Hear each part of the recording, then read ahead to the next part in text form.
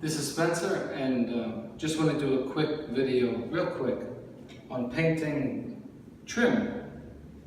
And so when I first started painting years ago, I would take a 10-inch scraper, like a taping knife, and I would put it right against here. And then I would brush it, and it would come out nice.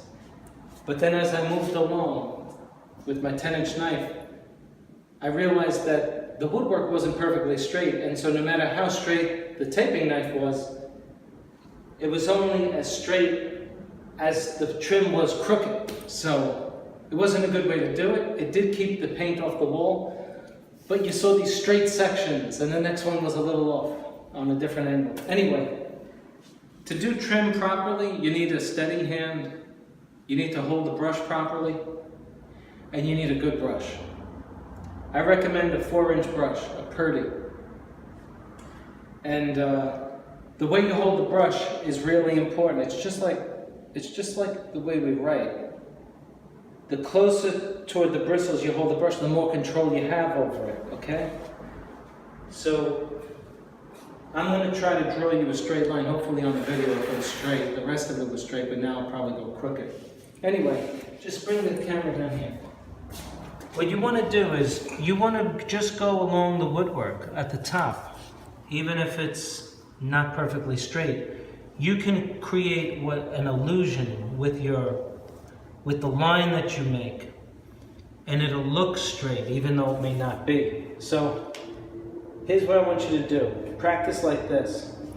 So there's a 1/8 inch top here on which we're going to rest the bristles of the brush. And we're just going to paint right in the corner of that, okay? It's not that, this floor is getting redone tomorrow, so it doesn't matter if we get paint on the floor. So I start to paint here. I don't want it up here because it's going to cause a puddle in the corner. So I bring it down here and I'm going to ride it up onto the woodwork, all the bristles together. You see that? And now look, you see the forward edge pushing that paint along? I'm just pulling that paintbrush. The brush is doing the work. Okay, now I'm going to go back over it. I'm going to start over here. Again, I start below where I want the paint because I want to draw from that. I want to go back there.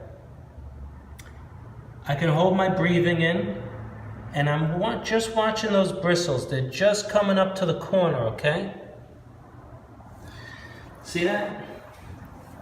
And it stays pretty straight, right? The brush does the work. If you have a good brush, see that? Look at that. Look at that forward edge. I'm talking about this part right here. Just watch that again. Look at how it goes right into that corner, okay? All I'm doing is holding it steady. That's all I'm doing. It's really the good brush. If you did this with a bad brush, it wouldn't do the job. You can do this at home.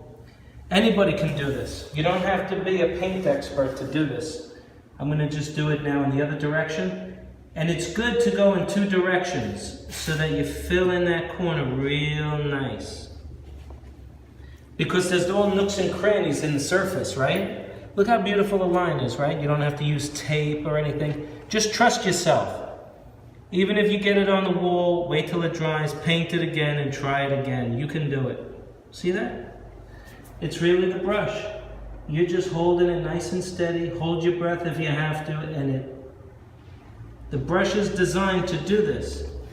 This brush is 26 bucks. So it's not a cheap brush. If you go into the 99-cent store and you get those 4-inch brushes and they cost like $2.99, don't use it for this. You can't.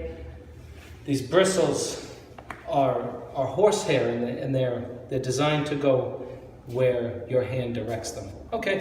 I'm Spencer. I hope you liked the video. If you did, please remember to click on like below and subscribe. Thank you very much.